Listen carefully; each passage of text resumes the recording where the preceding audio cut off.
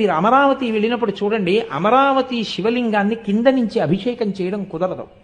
అభిషేకం కోసం వేరే అంతస్తు ఉంటుంది. అంతస్తు మీద నిలబడి పైనుంచి అభిషేకం చేస్తారు. కృష్ణానది అక్కడ ఉండడానికి ఒక రహస్యం ఉంది.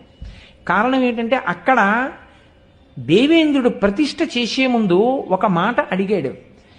ఇక్కడికి అప్పుడు అక్కడ కృష్ణానది లేదు, శివలింగ ప్రతిష్ఠ జరిగేటప్పటికి. కానీ కలియుగంలో బ్రహ్మగారు మళ్ళీ నది ఎలా ప్రవహించాలో నిర్ణయం చేసినప్పుడు ఇట్నుంచి కృష్ణానది వెడుతుంది.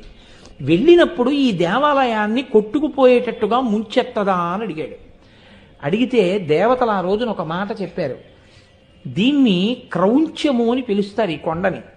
దీన్ని చుట్టూ తిరుగుతుంది తప్ప ఇక్కడికొచ్చేటప్పటికి మాత్రం కృష్ణ ఎన్నడూ ఈ కొండని ముంచెత్తదు, దీని మీద శివలింగం అలాగే ఉంటుంది అని చెప్పారు. అందుకే అక్కడికి వెళ్ళి